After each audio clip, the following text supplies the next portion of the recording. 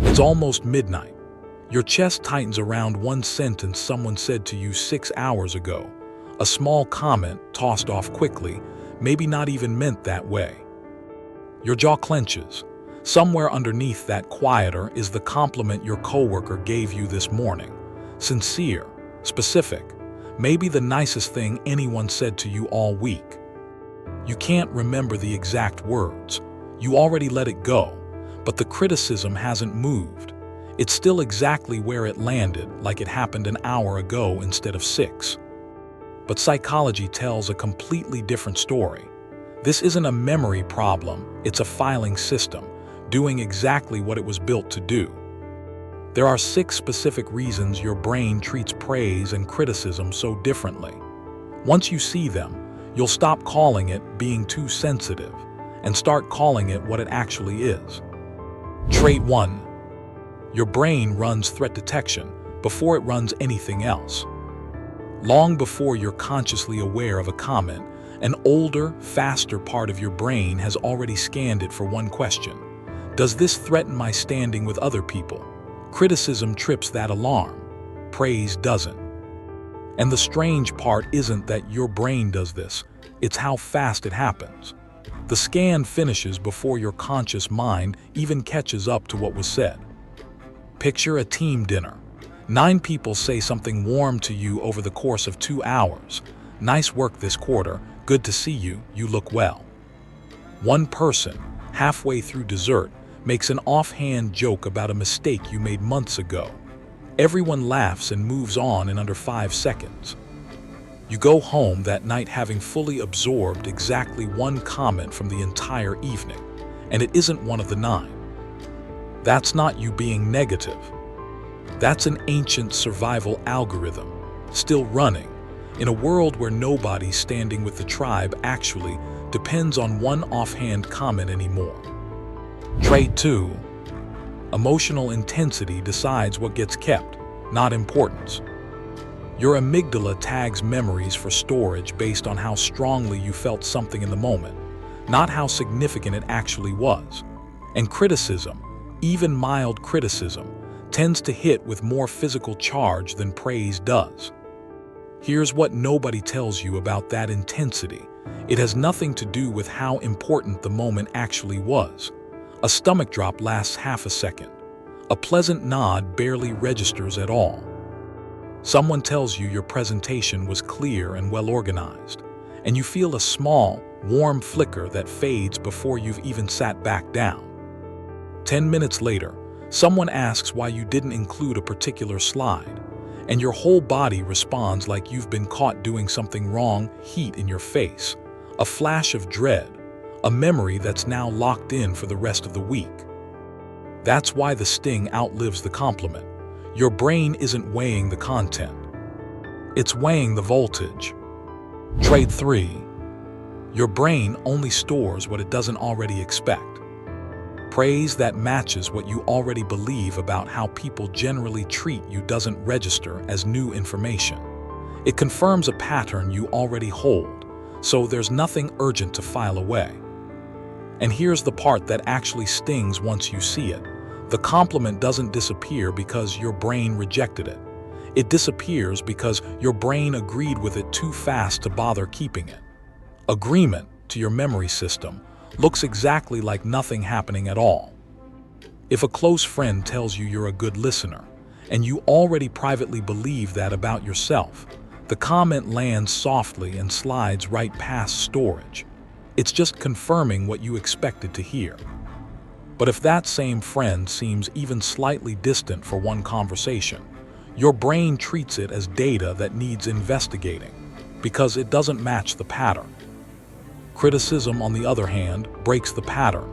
It's the exception, and exceptions are exactly what memory is built to catch. If this is already sounding uncomfortably familiar, this channel is where you stop noticing just the glitches and start noticing the whole system. Hit subscribe so the next one finds you. Trait 4. Criticism gets stored as protective data, not punishment. Your brain doesn't keep the sharp comment to make you suffer. It keeps it because, somewhere underneath the discomfort, It's trying to prevent the same situation from catching you off guard twice. And here's what nobody tells you about that kind of memory. It isn't stored as an insult. It's stored as a warning label, filed under the exact conditions that produced it, ready to fire the second anything similar shows up again. It's the same reason you remember which stove burner is hot after touching it once. The unpleasant memory isn't a flaw in the system. It's the system doing its job a little too well in situations that were never actually dangerous. You misjudge a tone in an email once. Someone responds curtly, and for the next 6 months you reread every message you send to that person twice before hitting send. Nothing bad happened a second time, because your brain already filed the warning and started watching for it. Sound familiar? One short reply turning into 10 reread drafts every single time. Trait 5. Praise often gets discounted before it ever reaches storage. A lot of compliments arrive wrapped in social politeness, the kind of thing people say because it's expected, not necessarily because they sat down and meant it with full weight. Your brain quietly picks up on that. So even a genuine compliment can get filed under nice thing people say, instead of true thing about me. And information filed that way rarely makes it to long-term memory. Someone says great job on their way out the door, barely making eye contact, and some part of you quietly files it as reflex, not evidence, even on the occasions when they meant every word of it. You've learned, without ever deciding to, that praise is often just what people say to be kind, so you stopped fully trusting it as information about you. Even written praise gets this treatment. You reread a harsh email 3 times looking for a hidden meaning. You skim the glowing performance review once and close the tab, because nothing about it feels like it needs a second look. The final trait is different from all the others, because it's not about what your brain does with pain or praise. It's about what happens the moment you stop treating this asymmetry as something broken in you. Trait 6.